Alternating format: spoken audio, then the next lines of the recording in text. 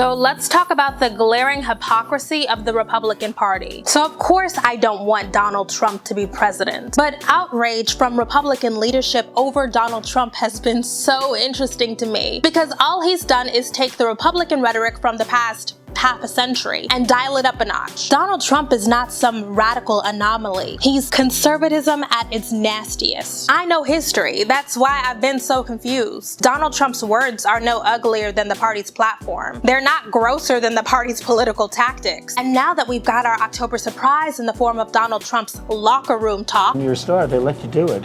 You can do anything. Whatever you want. Grab him by the pussy. I can do anything.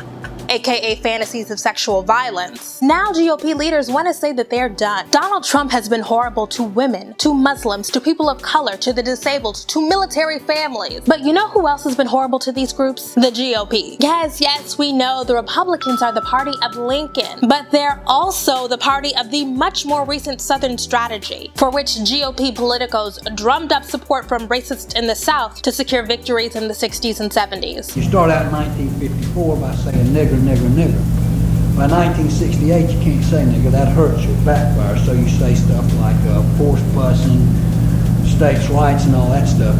And you're getting so abstract now, you're talking about cutting taxes and all of these things you're talking about are totally economic things, and the byproduct of them is blacks get hurt worse than whites. They're also the party of the infamous Willie Horton ad that preyed on fears of rogue black criminals in the name of law and order. Bush and Dukakis on crime. Bush supports the death penalty for first-degree murderers. Dukakis not only opposes the death penalty, he allowed first-degree murderers to have weekend passes from prison. One was Willie Horton, who murdered a boy in a robbery, stabbing him 19 times.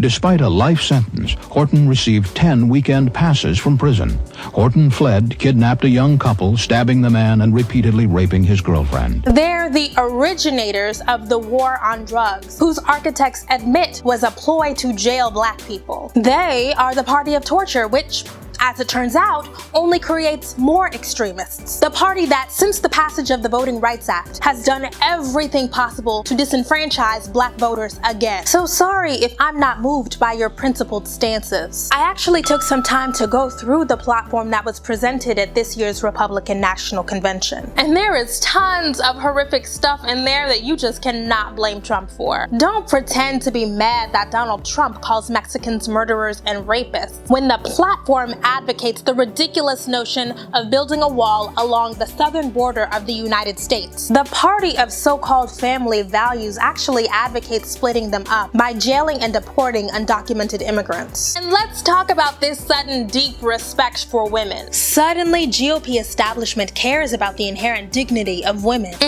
I'm not buying it. Yes, words are important because they contribute to a culture in which women are further endangered. But I just can't get over how you are so outraged over Trump's misogynistic words. Meanwhile, you're advocating misogynistic public policy. VP pick Mike Pence, who used to be a governor, just walked back his comments that women who work outside of the home are harming their children. And there's really no surprise there because the Republican Party has long been opposed to protections that would aid women who are subject to discrimination and harassment in the workplace. The things they just don't care about include paid maternity leave or equal pay. You're outraged by jokes that suggest sexual violence, but are opposed to implementations of Title IX that would support sexual assault survivors on college campuses. And it doesn't even need to be said that you really don't care about poor women, because you oppose a social safety net that would offer them real opportunities to better their lives and the lives of their children. Again, it's all in the platform. And how long have Donald Trump supporters been showing up to his rallies wearing swag that says,